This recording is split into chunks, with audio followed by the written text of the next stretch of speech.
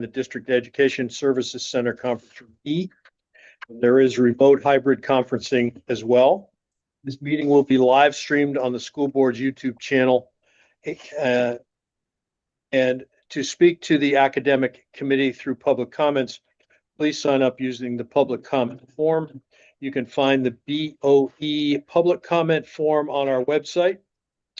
You will receive a phone call during the public comments where you will be able to speak and address the committee for a maximum of 3 minutes on issues within the committee's domain. The forum will be limited to 15 minutes. Citizens desiring to participate in person must fill out a public comment card that can be obtained from the board clerk upon arrival. We'll call this meeting to order, and we'll begin with the Pledge of Allegiance. I pledge allegiance to the flag of the United States of America, to the republic for which it stands, one nation, indivisible, with liberty and justice for all.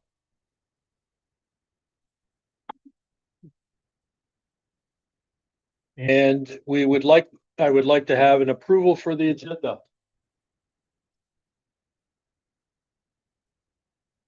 Master Gordon?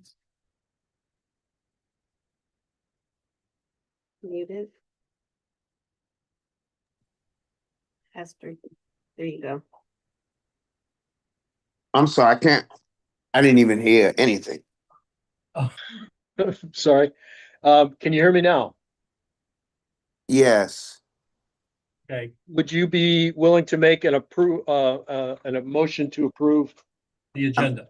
I make a motion to approve the agenda. I will second. All those in favor? Aye. Are there any public comments? Sir. Thank you. Also, I need a motion to approve the committee meeting minutes from February 11th, 2026. I make a motion to approve the meeting minutes from, what was the date again? February 11th. February 11th. I'll second that. All those in favor? Aye. Pastor Gordon, aye. Thank you. And now we'll move to student academic support. Thank you, Dr. Carr, and thank you, Pastor Gordon. In your possession, you have 2 items regarding this presentation. One is an executive summary. And before I walk you through that, I want to take the opportunity to share with you who's joining us this afternoon. And we will have one presenter who should be arriving momentarily. Directly in front of myself is Michelle Sackman. She is our Director for Elementary, as well as Multi-Tiered System of Support. It's in the area of expertise that she holds close and dear, and you'll hear more about that shortly. Directly to my left is Melissa Murray. She is our Director for Literacy. Board members, you are familiar. Mrs. Murray has presented to you in person and in academic committee. And then shortly joining us will be our Executive Director, Dr. Mona Lisa Dixon. She is charged in the area of mathematics and science. And with that, I want to draw your attention to the executive summary and give you a why of its construct. We first start you with a purpose of what academic support is for students, taking the approach of multi-tiered system of support, or some of you may be familiar with the term that was utilized, RTI.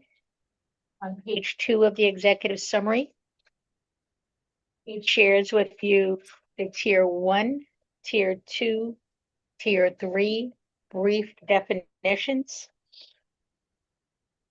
I want to let you know that during this presentation, you'll hear language that will integrate T1, meaning tier 1 and tier 2, in the areas of the teacher of record being the first person, inventing that type of support in the classrooms.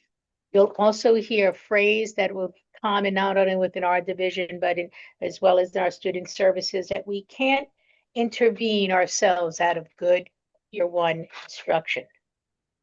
We also recognize here that tier 3, and I do apologize, I'll draw your attention back to the front, where it gives you a distribution of what that may look like and the percentage of a classroom. In the area of tier 3 is about 5 to 10% of the students in a class. The area of tier 2, 10 to 15. In the area of tier 1, the goal is 80 to 85% of our students get it. Yay. The next part of your executive summary actually takes you into some vocabulary definitions. I wanted us just to be aligned with common language as you hear us speaking. I think that's rather important for us.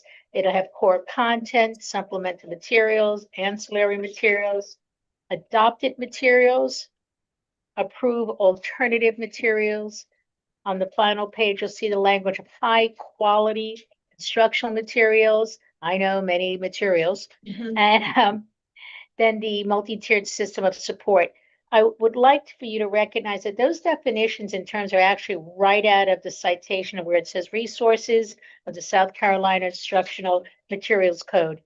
And obviously, as you know from the second row from the bottom of the executive summary, there's no needed. This is directly information only.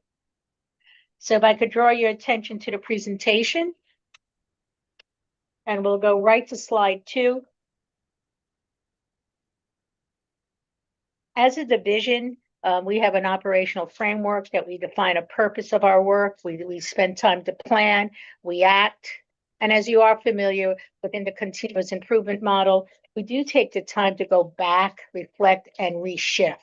But these are the 3 components that I wanted you to recognize, that when you hear our goal of working our content areas of support, we have a purpose, the team plans, and they act. And you'll hear a little more of that momentarily as you look at the next slide, where this is an example of that planning that comes from our English language arts component, where they have a mission and a vision of an effective literacy program.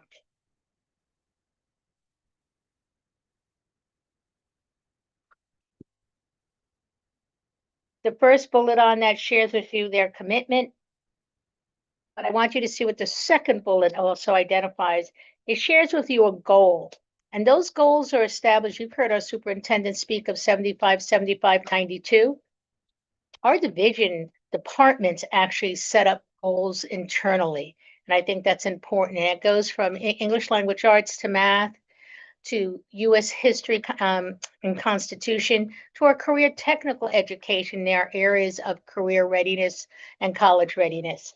So with that, I do want to take the opportunity of turning the page over to our Director of Literacy, Melissa Murray. This slide will show you that Tier 1 is considered the instruction that all students receive. You will see on the slide that we focus on grade level indicators for teaching and learning. You have heard the language of standards, but when I say indicators, that is specific instruction for each student at each grade level. The 2024 standards brought some shifts. You'll see on the slide, K2, the big shift is foundations of literacy indicators were written to align with the science of reading. In addition, 3 through 8, the 2024 standards are also aligned to the science of reading with an increase in vocabulary, writing, and research indicators. Our district librarian team is also focused on research indicators by developing an aligned curriculum K-12 to support student success in areas of research, citation, and writing. Slide, please. Standards and indicators from 2024 are directly assessed in SC Ready. This slide will show you the test blueprint, and you will notice the alignment of the shifts that I named above. Next slide. High quality instructional materials were adopted K-12 for ELA last year. State training on how to utilize for instruction and intervention work has begun with Beaufort County School District participating. Here you will see the strategic alignment of our high school curriculum. SAVIS is our state adopted material. These materials include core instruction for all students and strategies and tools to support students that need additional time or instruction on an indicator to be able to perform on grade level.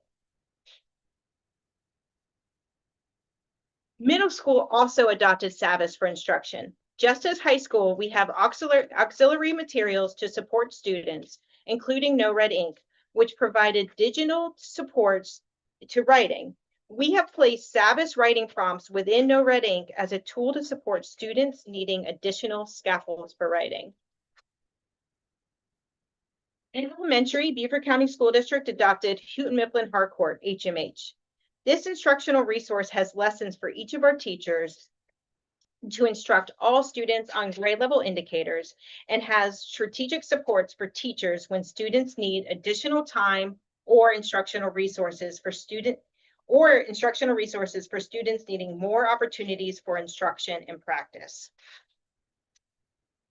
This slide is the list of the ELA digital resources. You will see HMH and Savvis My Perspective listed.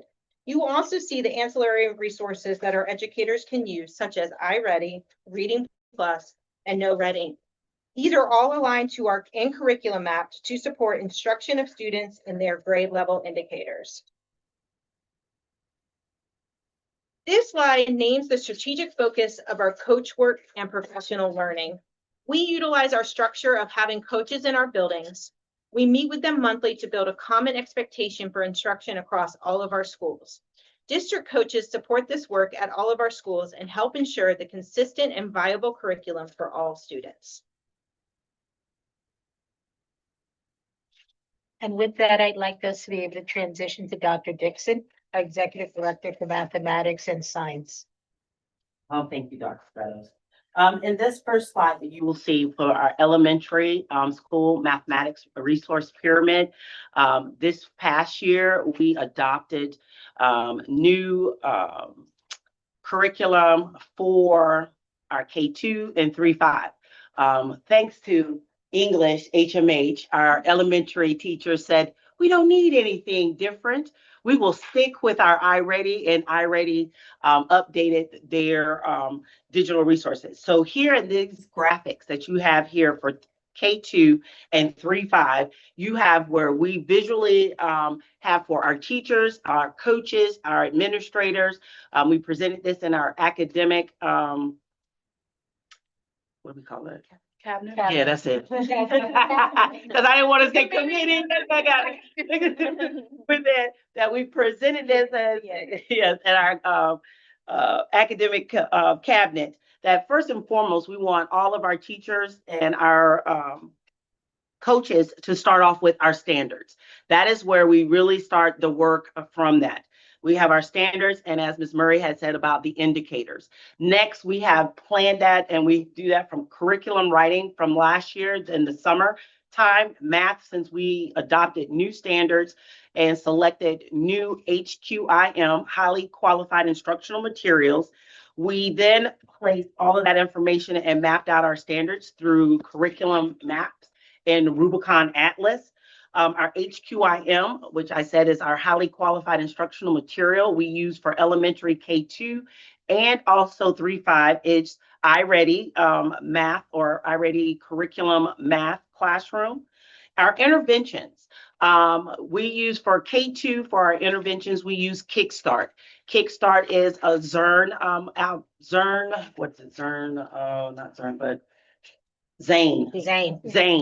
that they utilize and they believe in with Kickstart. They do songs, they sing, they have the kids using manipulatives as well for them. So we use them for our interventions. We have Kickstart for K2 and 3-5. Our diagnostic that we use is iReady, and then mostly with working with Ashley Gould and her team, our K1 and some of our 2, we do activity-based assessments, especially for kindergarten and first grade. We don't have a state assessment, but if we did say a state assessment for kindergarten, it would be KRA. They start with KRA that we would have there.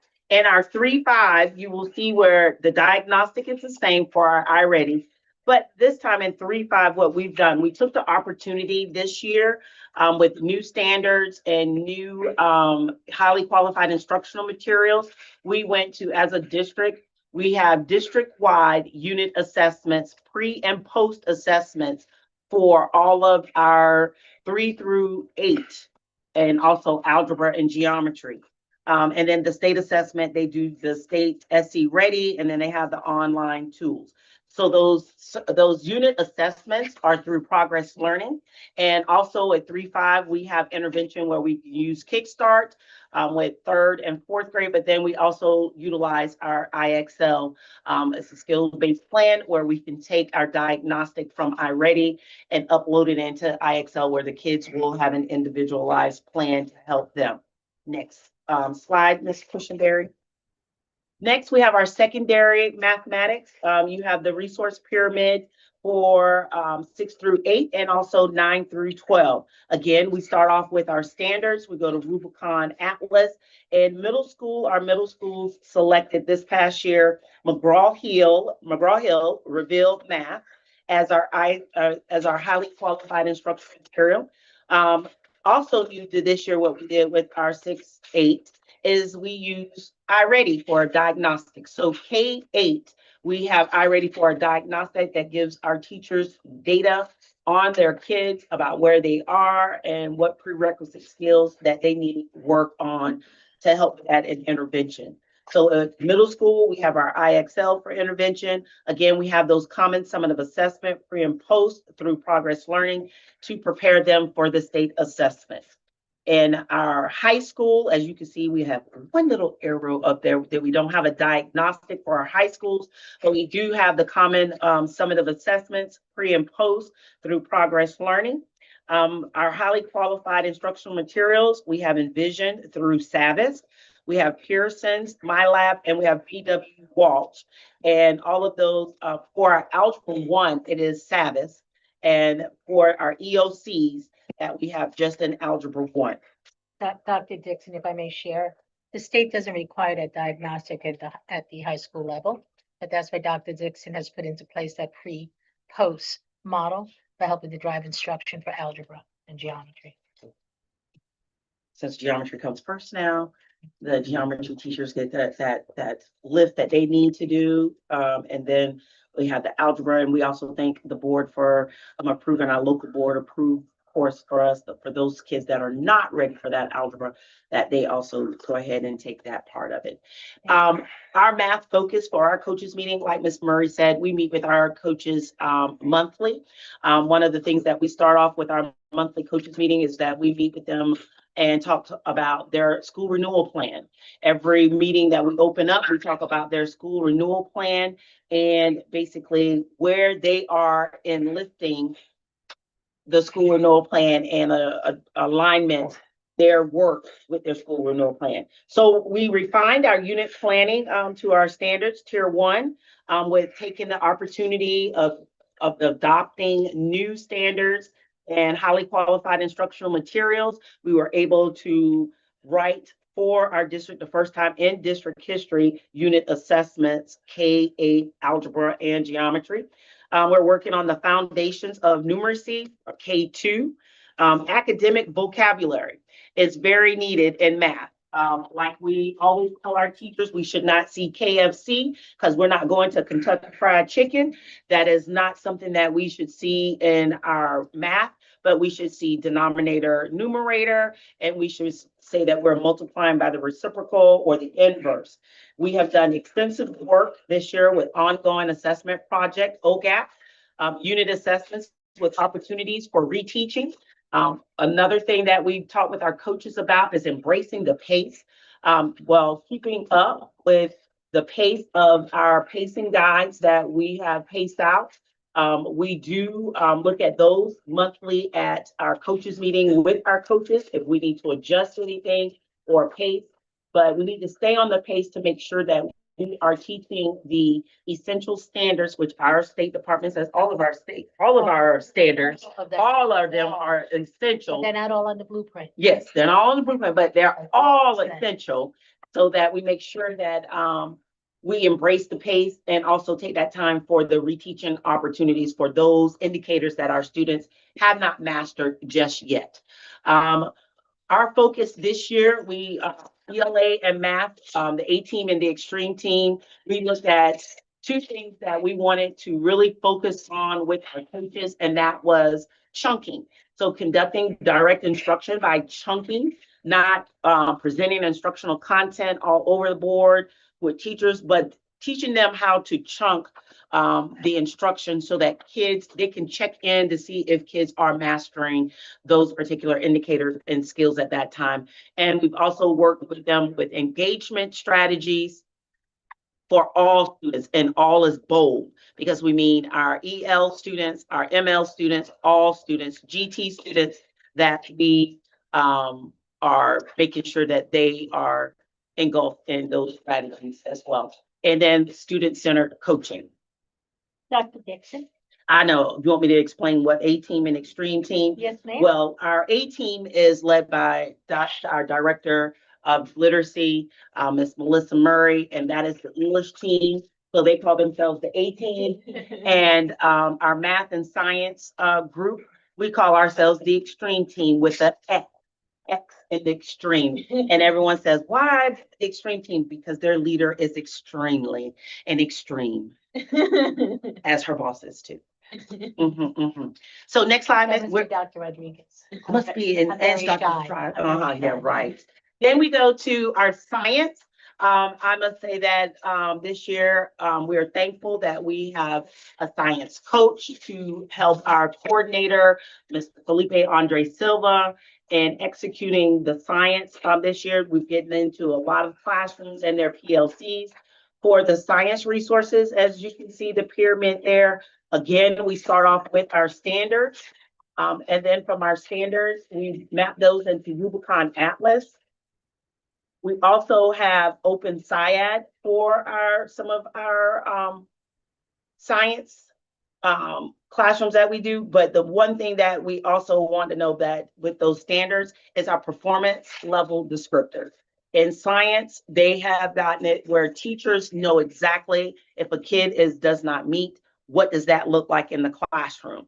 So if we're not getting our kids where they need to be, we can go to the rubric of the performance level descriptors and look at what it needs to happen there. In K-5, we have SAVIS, and we also have some of our schools doing PLTW launch. For intervention, we have Mystery Science and Gizmos. All, again, our pre and post assessment, unit assessments are on Progress Learning. We also have a hub that Dr. Stratos will talk about later in our presentation. And that helps all of our students with their assessment from the state, which is only fourth grade. Fourth grade is our only grade level that is at the elementary level that is assessed, or accountability for that piece of it. Our resource pyramid for 6 through 12, again, like we said, we start off with our standards. We have our performance level descriptors, and all of this is within our Rubicon Atlas, where we are pacing guide. We have McGraw-Hill, we have SAVIS, and we also have Beaver County School District Textbook Hub for science that they have there. Our intervention for our high schools is Gizmos.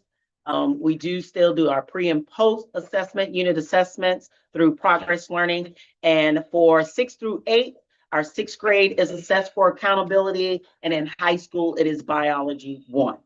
Next page, Cushionberry, please. And here is an overview for you of the science resource one-pagers that we have listed there for you. The Tier 1 and Tier 1 resources, our Tier 2 resources, and our comment assessments. Next slide, Ms. Cushionberry. And I know this has been a lot of information. I'll be an elementary teacher who's teaching science, math, social studies, ELA. So in order to streamline our work, we developed what you see on this slide are the instructional alignment, or our hubs.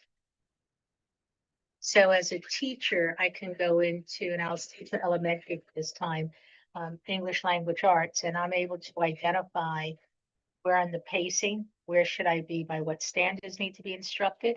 But I want to add another layer to that.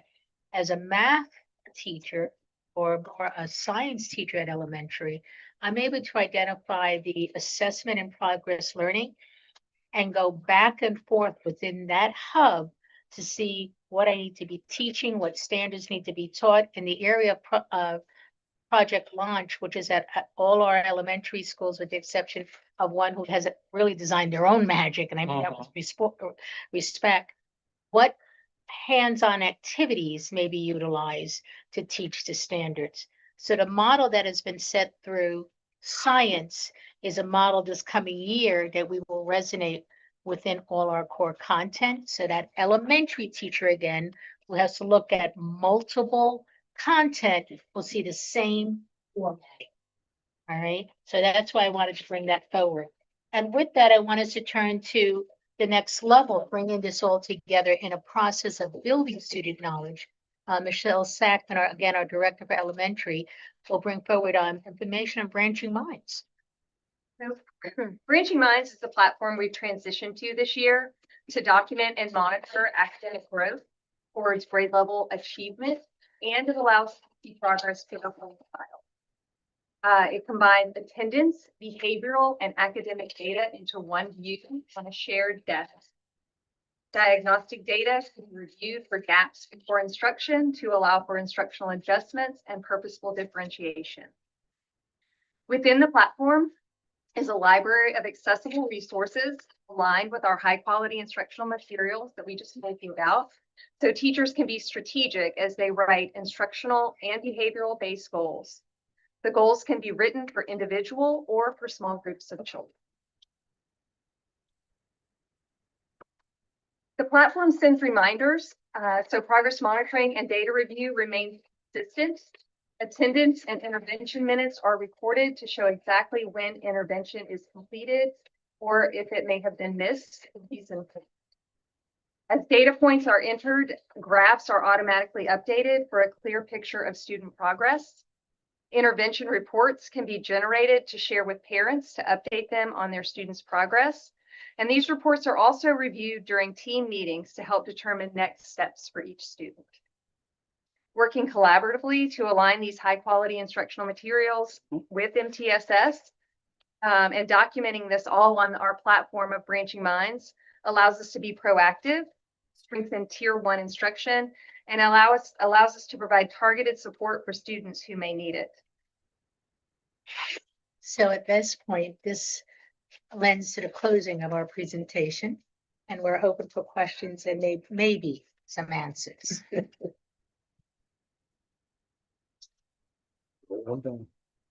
I noted that. Give me an example of a mini lesson. An example of a mini lesson.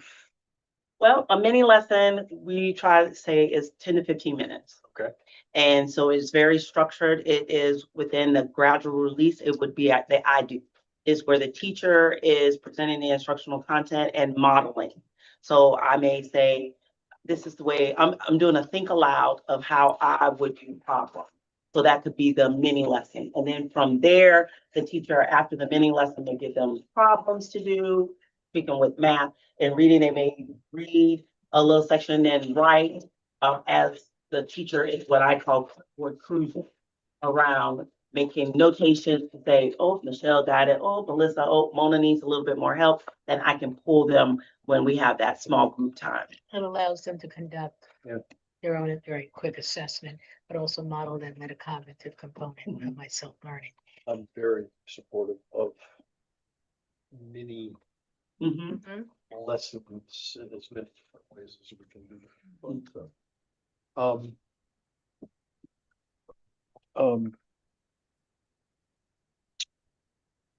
In the data gathering on progress for each student at each level, are there indicators that we pay attention to that might point us in, we need to do a little more here or a little making right progress here?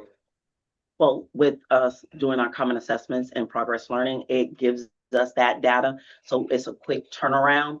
One of the things that our teams, we look at is we look at each indicator and we have a mark, 50%. If our kids are not 50% or higher doing well with that particular indicator, I either email the principal or I email the coach. Well, I email the coach and CC the principal on it. Yeah. Yes. and let them know that we need a reteach plan. Or if Melissa or I go to that school to look at their PLCs, we may talk with the coach about, hey, did you notice this within our common assessments? It is what we link in our bi-weekly, now monthly memorandums to our principals. So every principal has that link of the common assessments for them so that they can look at that. And if they need any support, we have repeat the materials that are linked to it and also within progress learning. Yeah, and progress learning will give you a detailed account on your students in the area of mastery and help you on the scripted model. Also in iReady, we have schools very tedious watching the mastery. Now we have schools who push the button, though in iReady for reading, you cannot say that 85 is where you want it to be. iReady defines it at 80 for mastery. You have schools who use 85 as their marker, and within that window, that's their reteach moment as well. Right, so there's very close modeling from this team for that continuous improvement model of using the data to improve student outcomes. And it's become a norm for academics, and it's becoming a norm in the whole child looking at them as well.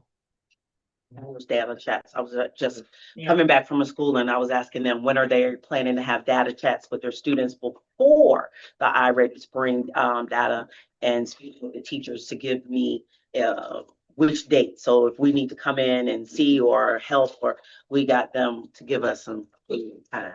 Okay. Just a little bit when they're doing their data chats. Yes, sir. First of all, start by saying thank you for this presentation.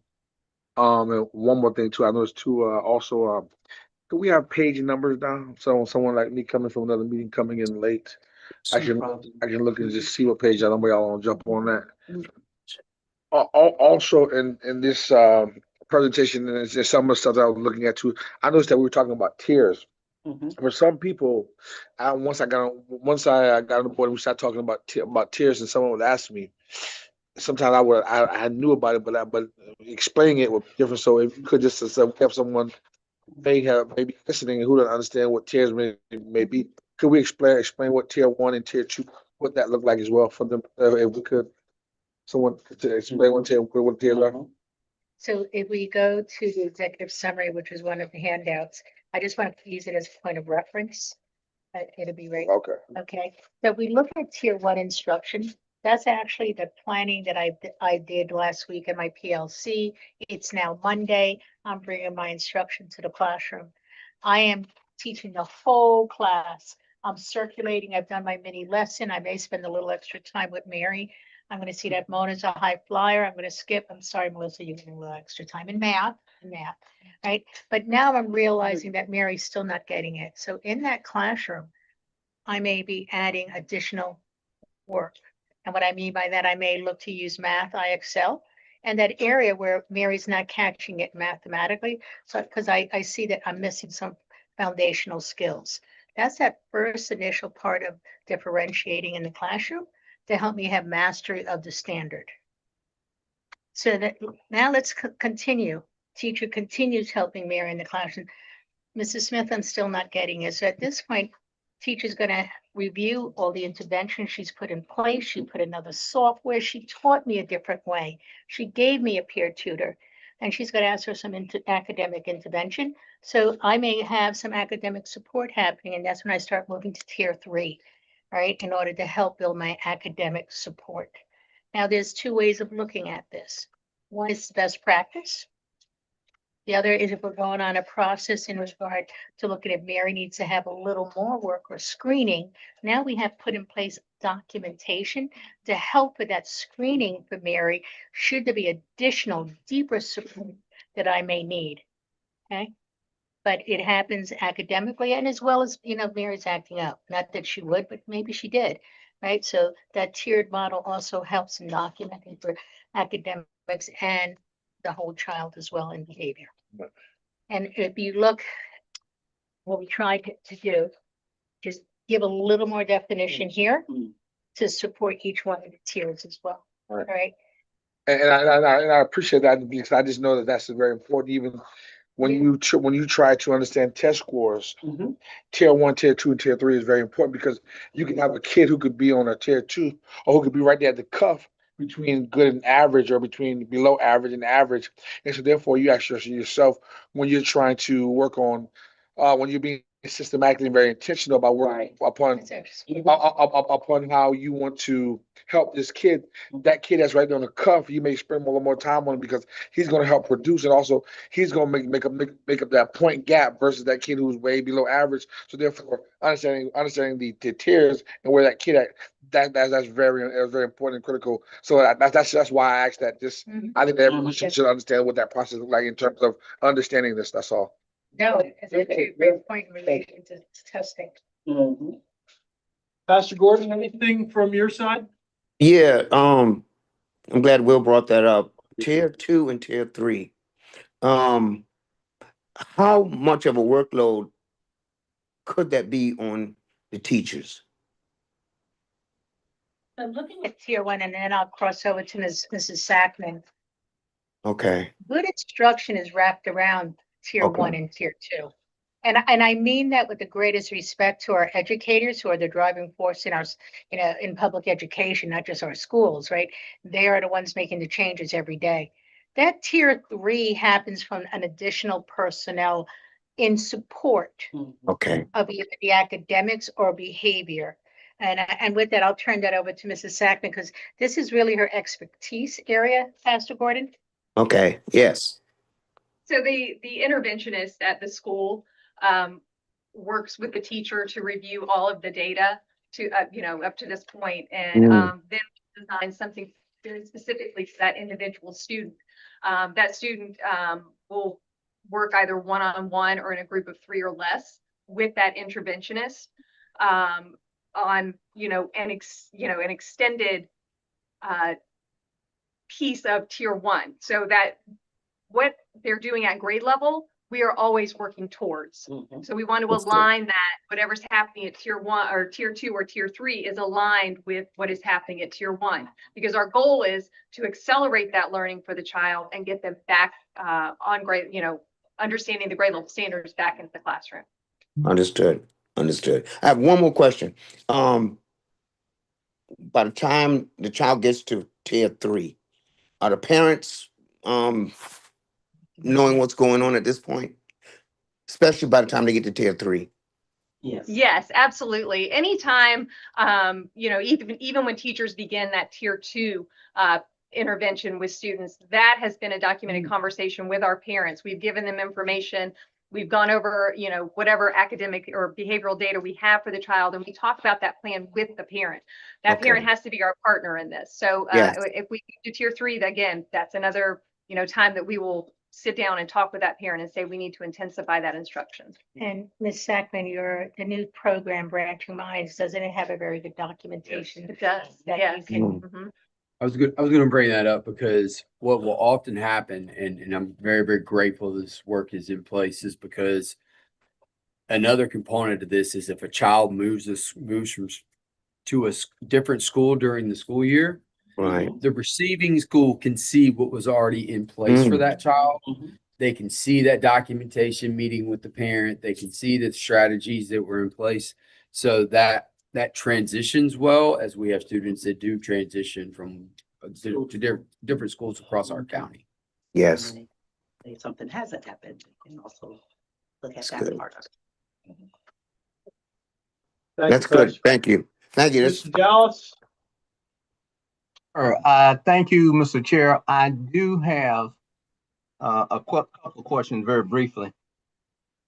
Look, this is very, very impressive programs that are in place, and clearly we have some very skilled people who are delivering on those programs.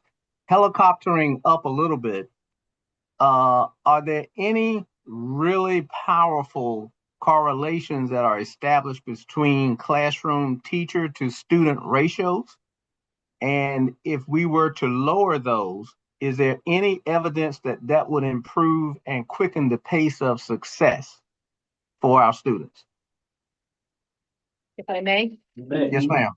and I do embrace the question, sir, greatly. The rate, research actually indicates that a ratio of 15:1 is ideal. Ideal. That allows a teacher during a class of instruction of 55 to 70 minutes opportunity to circulate, meet, go from point to point in a classroom. But I want to assure that that research is also looked at with the lens of the appropriateness of the delivery of the strategy to the complexity of the grade level standard. I could have a class of 15:1, but not be teaching to the complexity of the standard, utilizing a text that is not grade level, not utilizing the complexity of questioning and language to help build that academic knowledge base of our children. So classroom size is significant. However, as is the delivery of instruction and yeah, so I call it the three T's: text, talk, and tax. They must be aligned.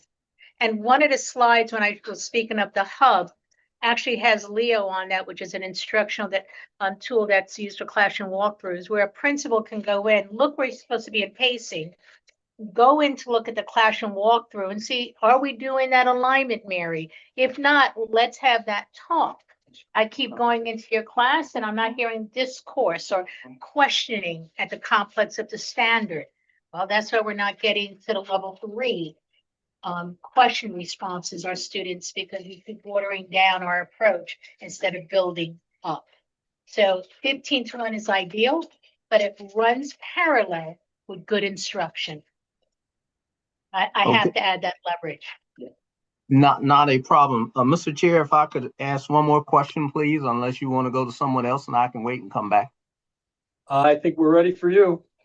Okay, Dr. Stratus, text, talk, and what was the third T, ma'am? Text, talk, and task, the 3 T's. Thank They you, ma'am. must be aligned. Okay, got that. So now the other question, our results that we're challenging ourselves against is 75, 75, 92, I believe it is, by 2030. I think last year, the results committee, I thought, made some really good changes to sort of, instead of having that up until 2030, to have incremental improvements each year so that we all are confirmed and feel very comfortable we're providing the right resources. How are improvements tracked against that staggered improvement in the 75, 75, 92? And if, or you can just, sort of help provide any insights on that. So there's 2 things, sir. One, that the results committee, the alignment of those targets should be aligned with our interim district strategic plan goals, right? There's an alignment that should exist so that we're all on that same pathway. Then the next item with regard to the tracking or the monitoring, our diagnostic tools that we utilize provide projections. And those projections can be district-wide, school-wide, as well as student. So we are able to continually run those projections on a testing platform, as well as for our high school for the accountability indicators. The state provides a wonderful spreadsheet that allows metrics to be put in the areas of academics, in the area of graduation rate, college readiness, student success. So we have tools that we use internally for monitoring continually, and that a lot happens during our monitoring meetings where the executive directors spend a great amount of time looking at your projections, your strengths, your weaknesses. Then they start reaching out to this team for resources to help keep that building and strength of the team. And the team in this case are our students, right, to perform. So we have that second system in place where that we monitor, are we hitting the mark? And then we're not. A little extra help comes in a little more with the team, which is already being executed by small group instructional support that are those here at ISD, as well as student services and our mentors out of human resources are helping in schools.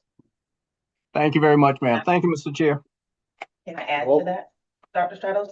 Just to help you, Mr. Dallas, also, Dr. Stratos talked about the district strategic plan, but each school has their school renewal plan that Ms. Murray and I, at the beginning of the year, she let them figure out their goal. But the extreme team, we gave them their goal to say, this is the goal we need you to hit this year in order to be within your 75 and 5 by 2029.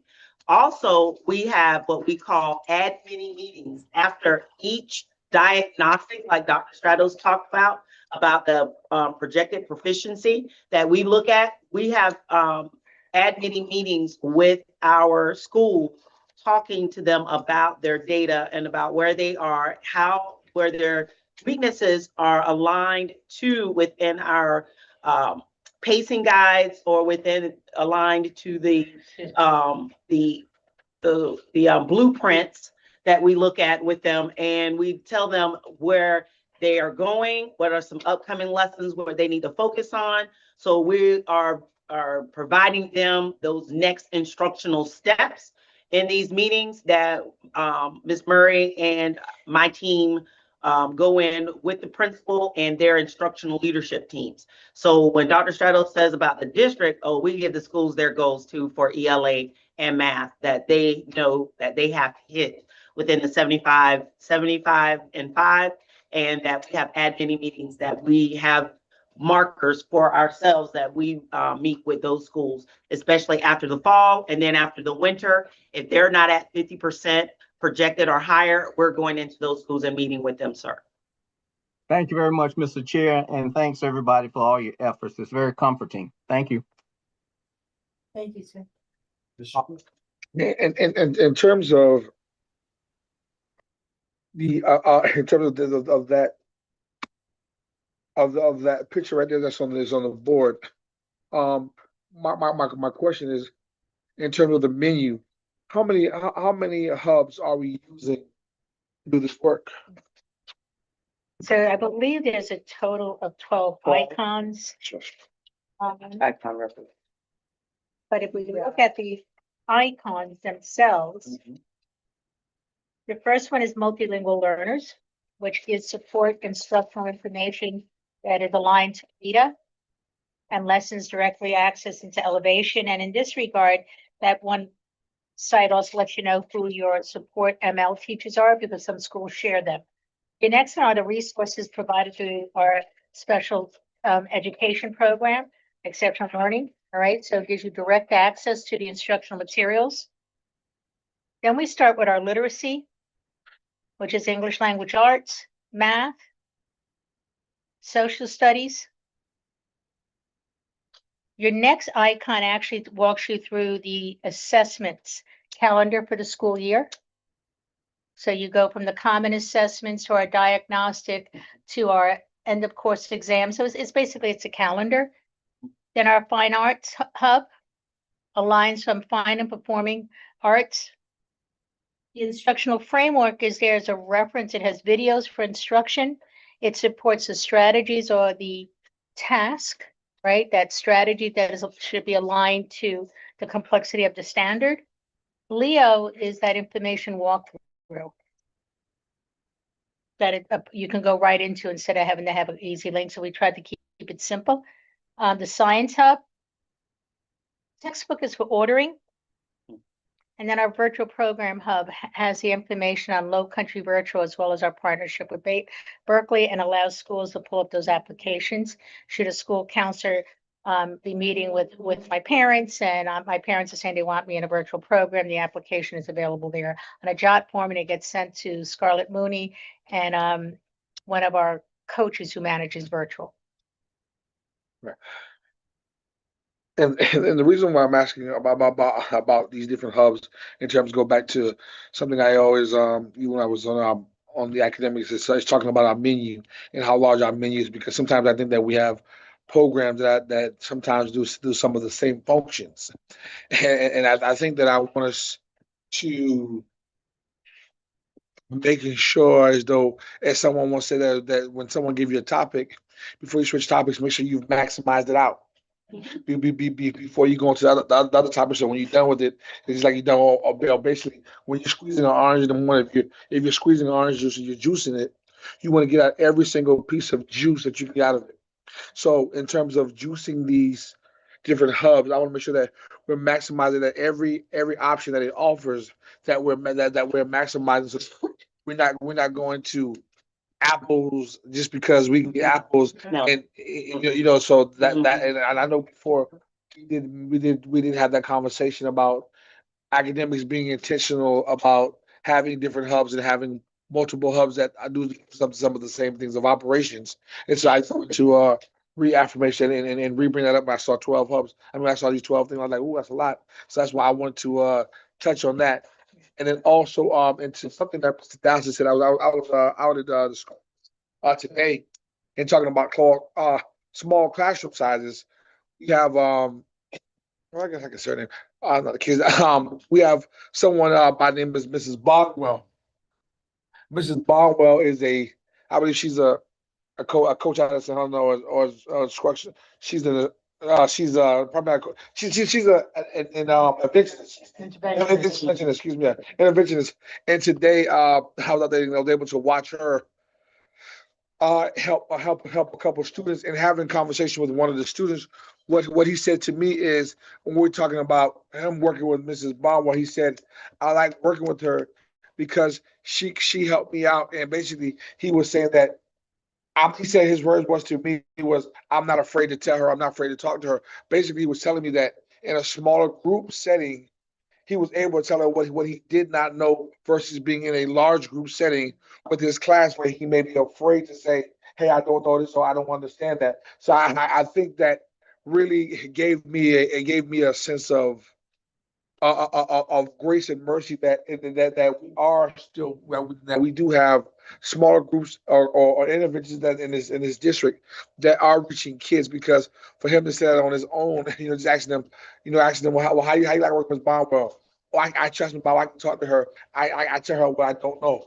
So for him to say that on his own basically says that she's working and she's growing. And so I think having smaller class sizes and having those interventionists who are actually doing what the actual title of the job, not just having the title, but actually practicing what they're doing, the function of the job. Mhm. I think that is great to have people do the function of the job and to be able to reach kids. So just to speak to one of your early questions, Mr. Dallas, of brother small class sizes work. Today I was affirmed just being out in the field to see that it does it, especially having individuals who are actually doing the job. I'm done. I repeated myself probably a couple times in there, but I just Point, it's a point. But look, you got hearts from it. Yeah. Big hearts, big hearts. big No, hearts. it seems like there will be environments where kids will thrive with Mhm. a number of kids, right? But there may be areas even across the curriculum. Right. Where two with an interventionist or with somebody Right. helping them get over that next hurdle is extremely beneficial. absolutely Like Ms. Sackman said, that they are working alignment with that teacher. We're not talking about, teaching 2 or 3 grade levels below, but they're giving the kids those strategies that can help them with on grade level material. And if I may, Dr. Carr, regarding Mr. Smith's first question on the hubs and not having too much. On this one slide, Mrs. Cushenberry, this is Science K-12 resource. Very purposeful that I want us to note that we teach from the standard. And then you come up from the standard to Rubicon that has the pacing. And if you look right next to the Rubicon, the Beaufort County District Science Standard, the breakdown, that document gives a deeper understanding of what's in Rubicon. Again, standard, pacing, a little extra information, and then right in the middle is the HQIM. That is a state adopted material that we drive all our instruction from. So we're trying very hard to streamline, tighten it up at the waist. Mhm. And then if we need a little more workout, as a good coach, you're going to give other techniques to us. So that's where the right above we have the Gizmo, Mystery Science as the intervention. So 3 resources, but the core is the curriculum, is the standard of practice. So we're keeping aligned to the language of the state as much as possible. And we have streamlined a lot and we continue to. Tighten up. Yes, because we want to assure that what a child has in front of them has meaningful and alignment. And that's a state law. Yes. That is. Yes, I just wanted to build on that because it was a good point. But not only that, but just to also back to the hubs for you. The hubs, we used to keep our information into like a Google Classroom. Mhm. And it was a lot. And the teacher said that it was a lot.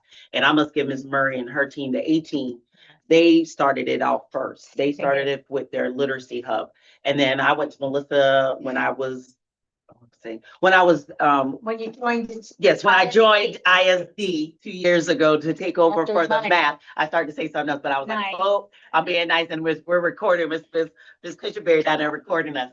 So when I came and I asked her about that hub, and then that's when we started math and science. So then Dr. Shadows, we went to her with it and gave her the feedback from teachers saying how clean it was, how they can go to information. If I'm elementary, I can go straight to the elementary part of it and go from there. And that's when she came back after, Melissa and I did it. And then she said, okay, guys, we need to make this as clean as possible, and directed our other coordinators and ourselves to come up with our hubs to make it a one-stop shop where teachers can go to, and they really give us feedback on our hubs. So when we get that feedback, we tweak our hubs to make it more useful for them. They use it and we make sure they use it because we always tell them about the hubs. And we even went and presented to our mentor teachers to show them that here's the information that we have on Hub. So we are working together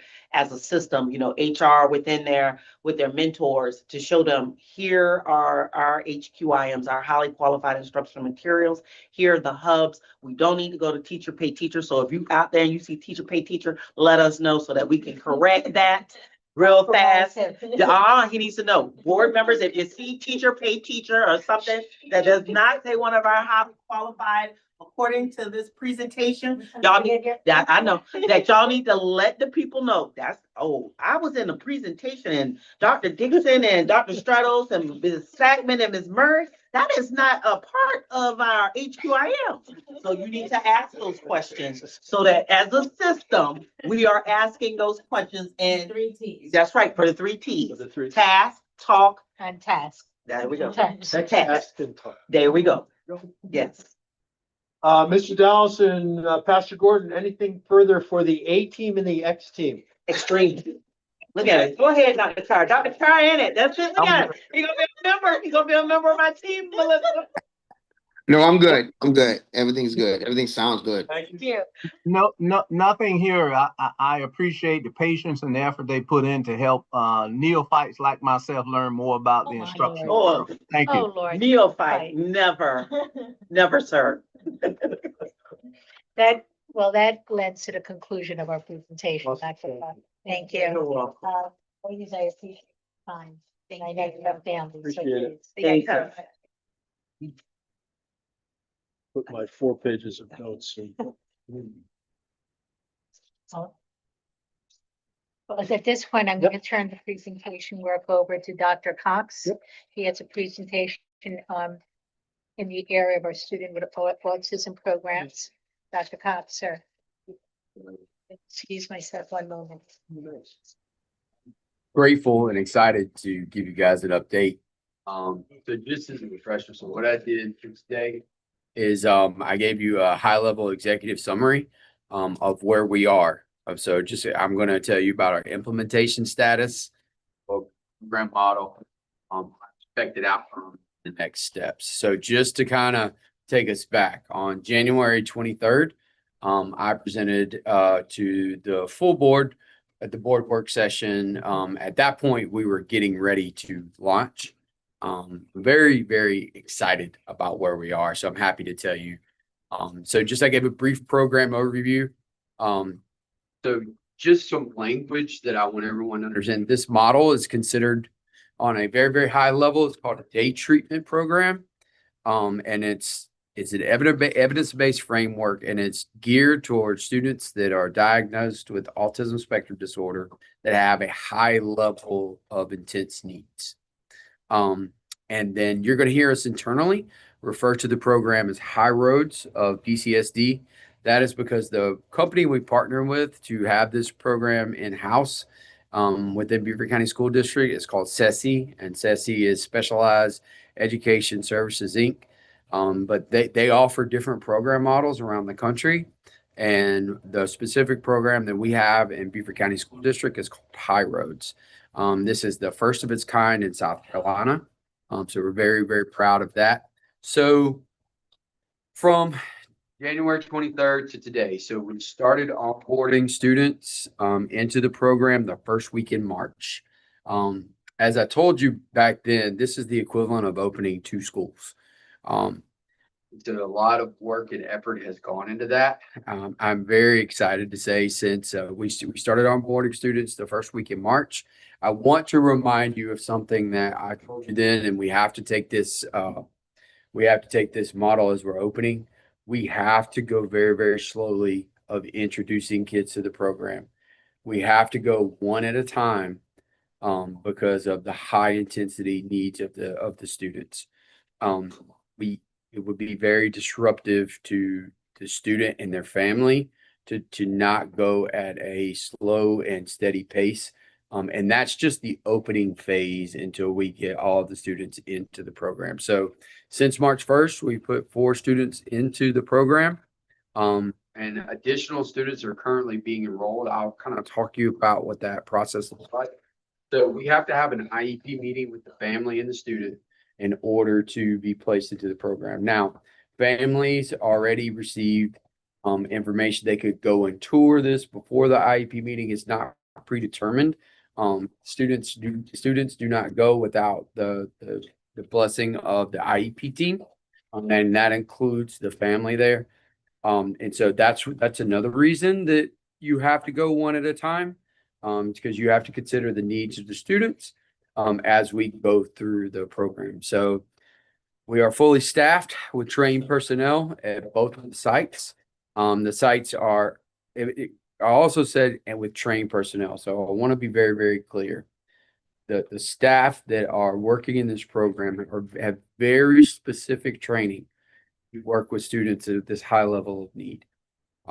Not just working with the students, but also engaging with the families of these students. I cannot express how important that is, because it is a whole system of working with the kid and the family of what it's taking at home, because that includes that the student working at home, how to function with their siblings. Any kind of thing at the house is going to reinforce and make life better for that kid. The 2 locations that we have are at the Bluffton Elementary School ECC, and the other one is the secondary program is at H.E. McCracken. Again, we chose those sites because they're the most centrally located places within the county. The reason that's important, many of our students that fall into this category were already going to the Bluffton area from all over their county to receive services at an outside agency. And so that as well, those locations, those classrooms, the initial design of those classrooms many years ago lended to this type of program model. And it gave the families the ability to access in and out of the classroom setting in an easy way. I want to give you some parent feedback. I want to tell you a very powerful story. You're going to see on there that we got very positive responses from the family so far. And what I'm about to tell you was done so with permission of one of the families. Again, I would never call a student's name, but I have personally checked in with this family. He was the first student that went into the program, and I've never had a reaction from a family quite of this nature. For the first time in this student's educational journey, he has gotten out of the car by himself and walked into the school alone. And I know some that may not seem like a big deal, but this is a secondary student, and the dad, with permission, told me that over the years his son was a flight risk, and now his son runs into the school instead of running away from it. And that's one of the most powerful stories that I could give. He is just a one example of the progress we've seen with the students in this program in a short time. It is astonishing. And kids are wanting to come to school. They're wanting to go to the program, and it is just, it's unlike anything I've ever personally witnessed. And so it's life altering. The thing I want to make sure that the board clearly understands is this is not just life altering for the kids in the program. It is life altering for the families of the kids in the program. And so the program model, the reason it's working, if you go to the next page, is everything they do in the program is research based. I'm going to kind of go through each of these. The motor lab, I want you to remember these are focusing on fine motor skills. There's a variety of needs within the program. And so as we introduce kids into the program, there's different classrooms in a small setting set up as different spaces for the students within the classroom. And so the motor lab is part of that. The discrete trial training, there's a lot of data and research that goes into this. So that's where they implement something a little bit at a time with a student. They track data on it to see if it's is effective. If that strategy is working, they continue that strategy. If the data is showing that trend is continuing in a not the anticipated outcome, they go to a different set of strategies that they're trained to use. The next one is NET. That's natural environment teaching. You're going to see a little more at the bottom, and that shows the different components of natural environment teaching. That includes social skills, life skills, independent play, academic block, and activity skills. I'm going to back up to real life encounters. When I'm talking about natural environment teaching and real life encounters, I will circle back to the expected outcomes of the program model. But that is if you one of the classrooms, for example, in the secondary room, it's set up. There's a bed in there.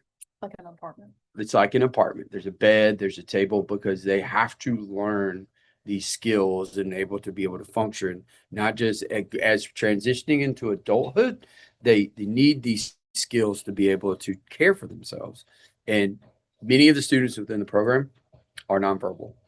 And so within these settings, we're training the students to be able to communicate for themselves in a variety of ways, even though they may not be able to communicate vocally. And so that's why it's important to put them in real life encounters and natural environment teaching, so that skill is transferable beyond the school setting into the home setting. So the expected outcomes, I really wanted to narrow it down. Anytime we launch something like this, and I'm so grateful for the support of the board on this, is there's two major things: independence in the community, and then academic transition readiness. For some students, it will be appropriate to transition back to the school setting depending on their needs. And that's ultimately the goal for every child that goes into the program. We are aware that for some students, their next transition is going to be into adulthood. And the traditional school setting, based on their needs, may not ever be the most appropriate setting based on that child's individual needs. And so training the family and the student to live independently is a serious goal of the program. And we want that. When I talked about impacting the lives of the families, that part is, we want to impact the life while we have the student with us, but we want to impact the life of that family once that student is no longer a school-aged child. And so the next steps is continued enrollment of the students, monitor student progress through assessment data, continue to share the implementation results and student success stories with the stakeholders. that includes that's not just the board. That is the school staff, making sure that they see and have an opportunity to see there's still students at their home schools. Wanting to know, sharing the real-time updates of how the student is performing, particularly if that student is going to progress back to their school, and sharing those strategies with their home school of what works with that student. And that's what leads me to the last part, is maintain staff training and fidelity monitoring. We are learning, we have a true partnership with this organization. We work with them on making sure they have the right materials, the resources, making sure they have as much information about students and families to better support their needs. But we're also learning from them of the strategies and the different things that are being very effective with students that then we can take and try to replicate on our own in our own classroom settings. And so that's so far, it's been where I know that there are only a handful of kids in there, but that was to be anticipated as we progress through the model. But I'm very, very pleased with where we are to this point. This was, like I said, a high level overview of the program. But that's where we are as of to date. So I would now open it up if you guys had questions or if you wanted some more specific information, I'd be happy to give you that. Thank you. I have a few, but I'll, okay. Pastor Gordon, any questions for, Dr. Cox? Yes, Dr. Cox, who gives a recommendation, for a child to be put in this program? So for the first time, for the first year that we're implementing, our district staff in collaboration with the school made those recommendations. Many of the students that were recommended, we kind of had a starting point because those students were already receiving these services through an outside partner. And so we started with those families because the difference between our program and the outside partnership was the outside partnership was a purely therapeutic setting.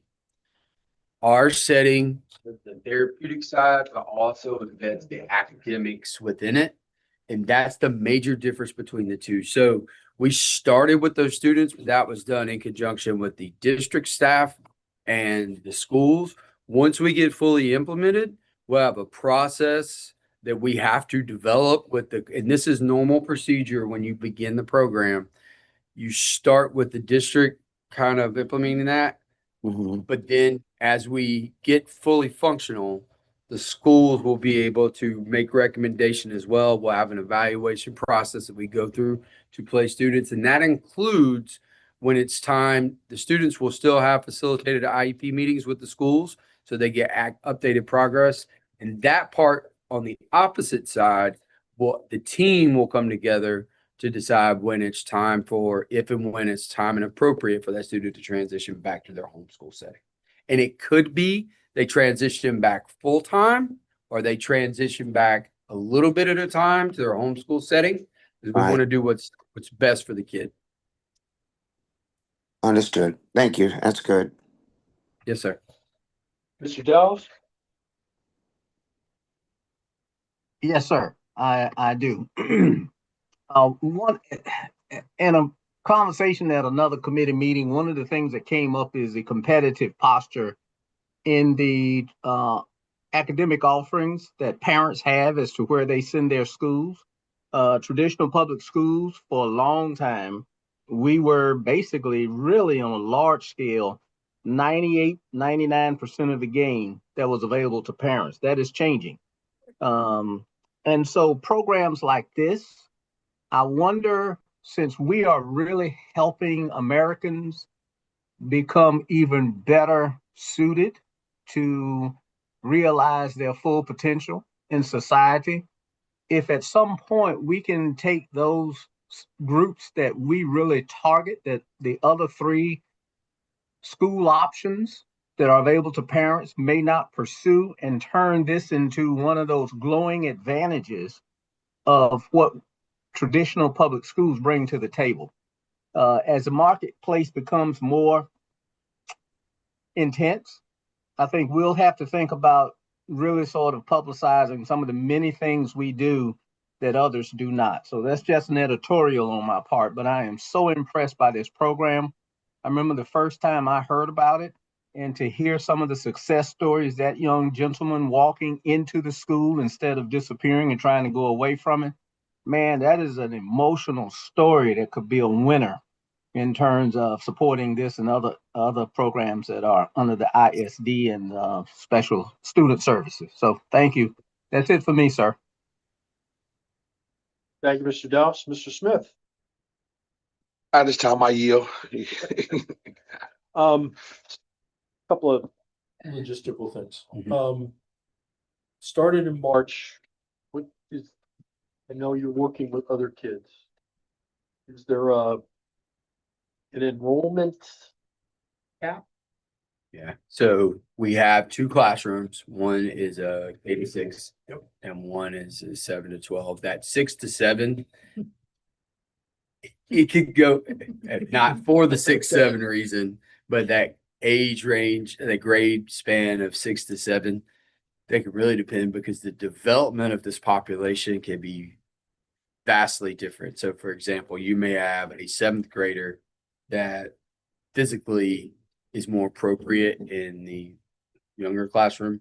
On the opposite side, you might have a 6th grader and it's far more appropriate on the secondary side. So we have the capacity to go up to 8 students in each classroom setting. So that would be 16 students across the county. And ironically, that was the number of students that we were targeting to begin with.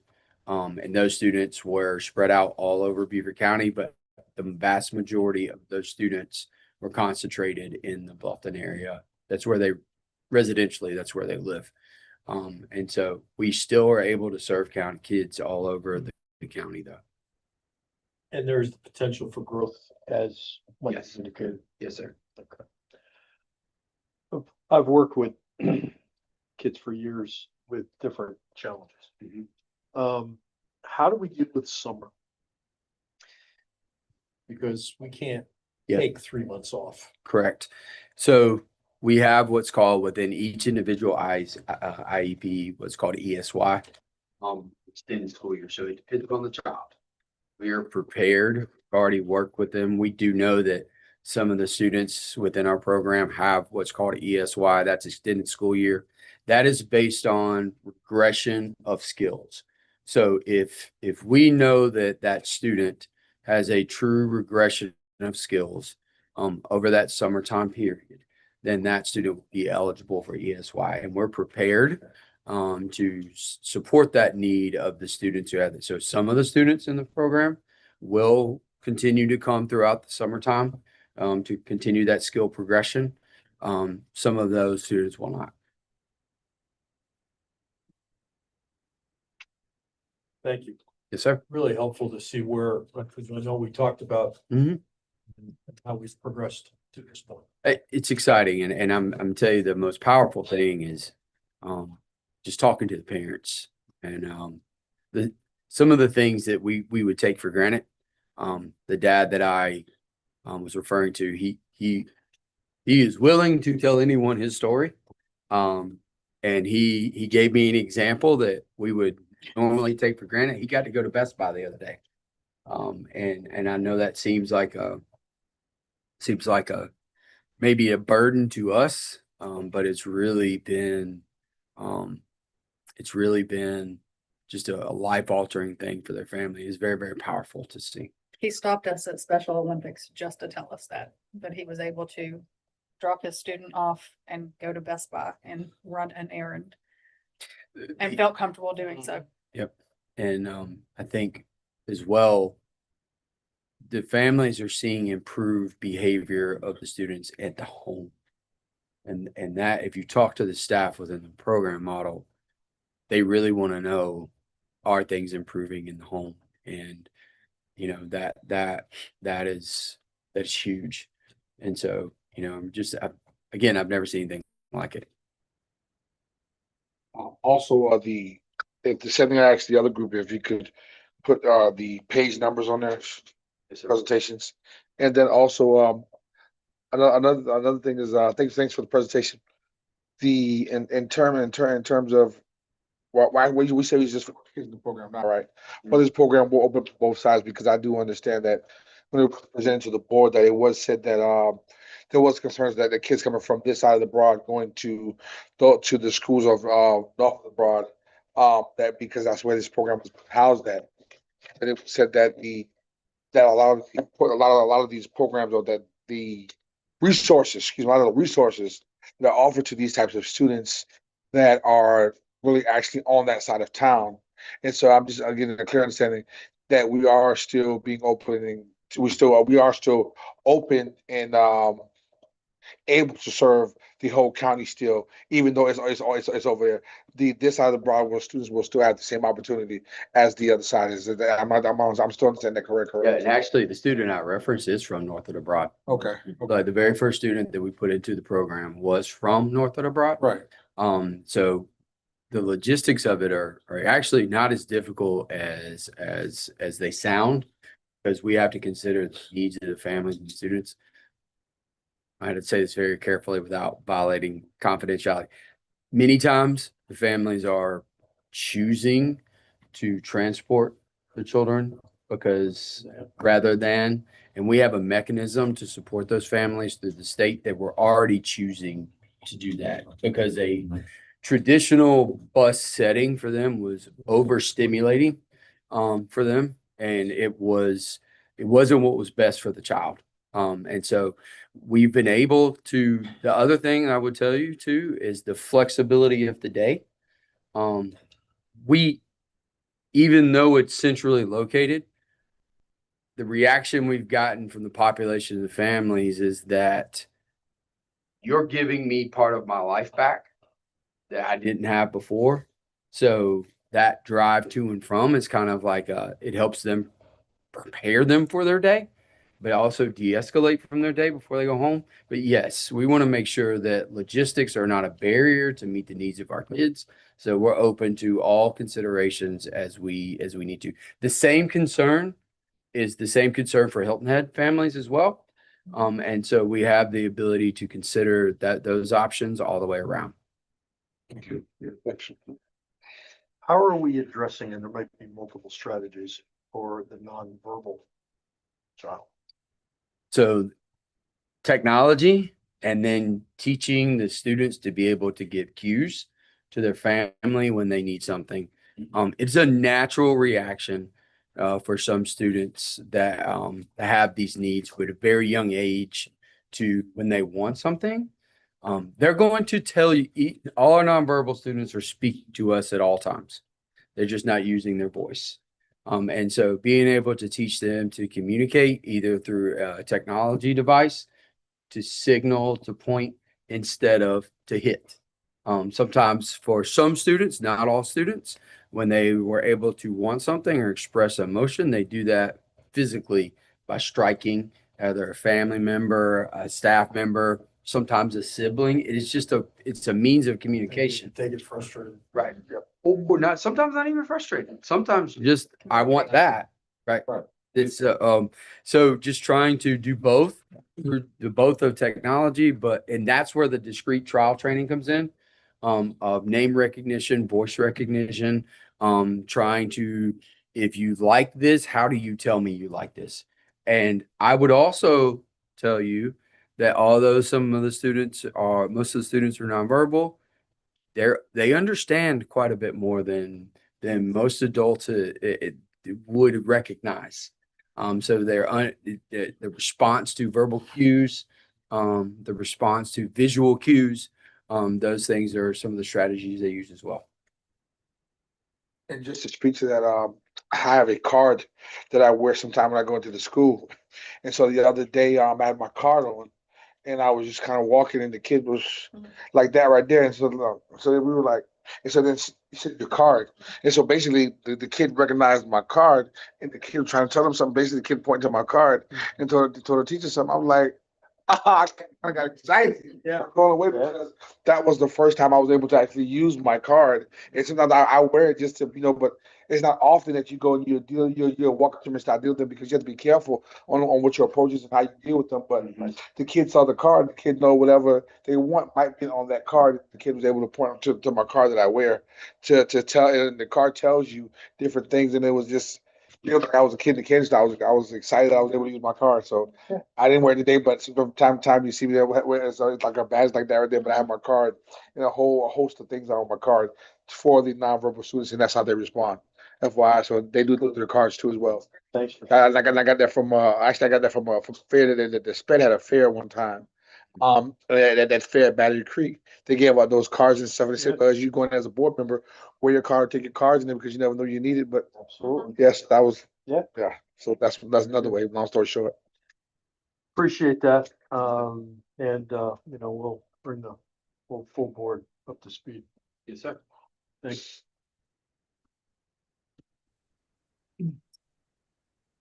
Future topics. Mr. Gordon? Any future topics, or Mr. Dallas, same question? No. Can I go back to Dr. Cox for a second? Won't take long. Yes. Yeah, Dr. Cox, I commend you on this because Beaufort County have lead a lot of counties in this particular area because last year I had a family reunion and I had a family member coming to me and she lived in Georgia. And she had a child that had autism, and she said she done some research on Beaufort County, and she said Beaufort County was one of the counties that had was able to help her out with her child, even though she didn't live here, but she was wanting to know what we did, so she could help her county do what they needed to do to help children with autism. So yeah, it's very good. Our county is under the microscope when it comes to these kind of programs. So good job. Good job. We appreciate you. Thank you, sir. Any requests for future topics? We'll have to think on it. I have one, but I'm gonna wait. I need to figure out the formulate my question. Well, let me know and we can add it to the next agenda. All right. Appreciate that. The next meeting is scheduled for the 22nd of April. April 22nd. April 22nd. I won't be here. I'll just be getting back from a trip. Okay. We'll make sure Mr. Nay is available. Okay. Oh, that's the one that we were talking about changing. Oh, maybe changing that one. Second. Senior scholars Yeah. banquet. That was Yes. the one we were changing. Yes, I remember that. So, we need to change can we do it on April 8th? Look at April 8th, Pastor Gordon? Yes, isn't that that's the same week as the academic meeting also? It's the same week as operations. Operations is on I'm the sorry. 9th. Yes, Yes. operations. The board meeting is on the 7th. Meeting day, but it's gonna be canceled. The board meeting would be on the 7th. If we do academics, that would be the 8th. Operations would be the 9th, because the following week is spring break. That's fine with me. I don't leave till the 12th. So we'll just say academics at 4:30 On the 8th, on the 8th, Pending agenda. pending the agenda. pending the agenda. We don't have a. We'll talk. Yes, sir. All right, do I have a motion to adjourn? By unanimous consent, you can. Oh, I can. So I've decided. By unanimous consent. Thank you, everybody on.